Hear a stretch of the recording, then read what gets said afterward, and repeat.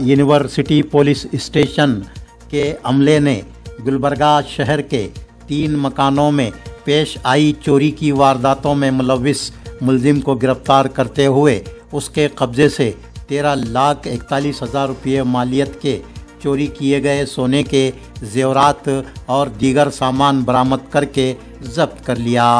ये बात police commissioner Gulbarga doctor Sharanappa SD ने मीडिया के नुमाइंदों को बताई। उन्होंने मज़ीद बताया कि बिलालाबाद कॉलोनी गुलबर्गा के साकिन आरिफ नामी 50 साला मुलजिम को गुलबर्गा यूनिवर्सिटी पुलिस स्टेशन की खुसूसी टीम ने गिरफ्तार किया।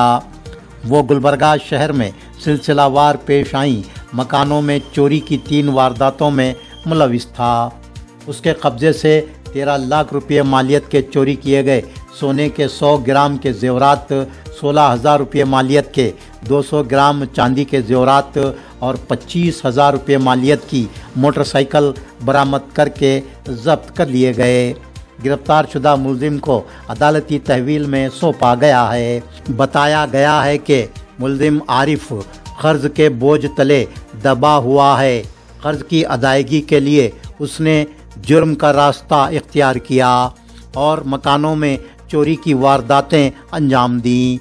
पुलिस कमिश्नर ऑफिस में हुई मीडिया कॉन्फ्रेंस में डीसीपी परवीन नायक और सुशील कुमार के अलावा दीगर पुलिस अफसरान मौजूद थे।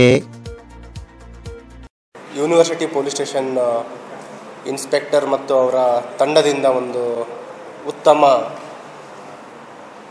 ಕ್ರೈಮ್ ಡಿಟೆಕ್ಷನ್ ಕಾರ್ಯ ಆಗಿದೆ. ಅದರಲ್ಲಿ ವಿಶೇಷವಾಗಿ ಏನು ರಾತ್ರಿ ಕನ್ನ ಕಳುವಾಗ್ತಾ ಇದ್ವು, ಏನು ನೈಟ್ HBT ಅಂತೀವಿ, ಅಂಥದ್ರಲ್ಲಿ ಒಂದು ಯಾವುದೋ ಒಂದು ರಿಮೋಟ್ ಲೀಡ್ ಸಿಕ್ಕಿತ್ತು. ಒಂದು ವೆರಿ ರಿಮೋಟ್ ಲೀಡ್ ಅಂತಂದರೆ ತುಂಬ ಪತ್ತೆ ಮಾಡಲಿಕ್ಕೆ ಅಷ್ಟೊಂದು ಪೂರಕವಾದ ಸಾಕ್ಷಿ ಇಲ್ಲ. ಅಂಥ ಒಂದು ಲೀಡ್ ಇದ್ರೂ ಕೂಡ ಇನ್ಸ್ಪೆಕ್ಟರ್ ಮತ್ತು ಅವ್ರ ತಂಡ ಆರೋಪಿಯನ್ನು ಬಂಧಿಸುವಲ್ಲಿ ಯಶಸ್ವಿಯಾಗಿದ್ದಾರೆ. ಇದರಲ್ಲಿ ಒಬ್ಬ ಆರೋಪಿಯನ್ನು ಮನೆಗಳತನ ಮಾಡುವಂತಹ ಆರೋಪಿಯನ್ನು ಬಂಧಿಸಿ 3 ರಾತ್ರಿ ಮನೆಗಳತನ ಪ್ರಕರಣಗಳನ್ನು ಭೇದಿಸಿದ್ದಾರೆ.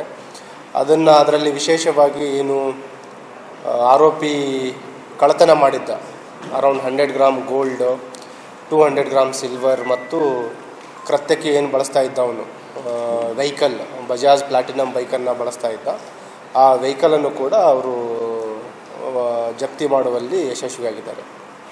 ಇದರಲ್ಲಿ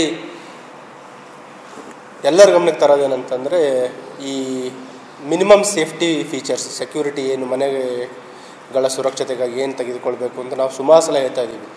CCTV ಕ್ಯಾಮ್ರಾಗಳ ಅಳವಡಿಸ್ಕೊಳ್ಳೋದು, ಬರ್ಗ್ಲರಿ ಅಲಾರ್ಮ್ ಅಳವಡಿಸ್ಕೊಳ್ಳೋದು, ಇನ್ನೂ ಜಾಸ್ತಿ ಅವಕಾಶ ಇದ್ದರೆ ನಿಮಗೆ ಮೋಷನ್ ಡಿಟೆಕ್ಟರ್ ಬಂದಿದೆ. ಈಗ CCTVಗಳಲ್ಲಿಯೂ ಕೂಡ ನಿಮಗೆ ಜಿಯೋ ಫೆನ್ಸಿಂಗ್ ಎಲ್ಲ ಬಂದಿದೆ. ನೀವು ಮೊಬೈಲಲ್ಲಿನೇ ಕೂಡ ನೀವು ಎಲ್ಲೇ ಇದ್ದರೂ IP ಕ್ಯಾಮ್ರಾಸ್ ಇದ್ದಾವೆ.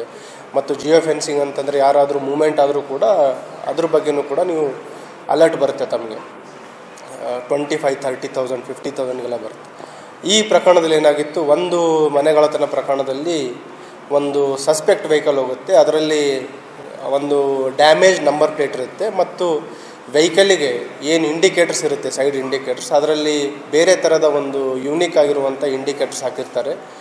ಆ ಒಂದು ಕುರುವಿನ ಮೇರೆಗಡೆ ಇದನ್ನು ನಿರಂತರ ಕಾರ್ಯಾಚರಣೆ ಮಾಡಿ ಆರೋಪಿಯನ್ನು ಪತ್ತೆ ಹಚ್ಚುವಲ್ಲಿ ಯಶಸ್ವಿಯಾಗಿದ್ದಾರೆ.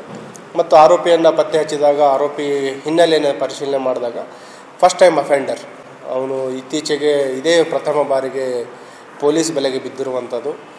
ಮತ್ತು ಅವನ ಮನೆಗಳತನ ಮಾಡಲಿಕ್ಕೆ ಯಾಕೆ ಈ ವೃತ್ತಿಗೆ ಇಳಿದಿದ್ದು ಅಂತ ಕೇಳಿದಾಗ ಬೇಸಿಕಲಿ ಮನೆಯ ಒಂದು ಫೈನಾನ್ಷಿಯಲ್ ಪ್ರೆಷರ್ ಮತ್ತು ಅದ್ರ ಜೊತೆಗೆ ಏನು ಸಾಲದ ಬಾಧೆ ಇತ್ತು, ಆ ಸಾಲ ತೀರಿಸಲಿಕ್ಕೆ ಮತ್ತು ಮನೆಗೇನು ಹಣದ ಒಂದು ಅವಶ್ಯಕತೆ ಇದೆ, ಆ ಒಂದು ಒತ್ತಡಕ್ಕೆ ಮಣಿದು ಇದಕ್ಕೆ ಕೈ ಹಾಕಿದ್ದೀನಿ ಅಂತ ಹೇಳ್ತಾ ಇದ್ದಾನೆ.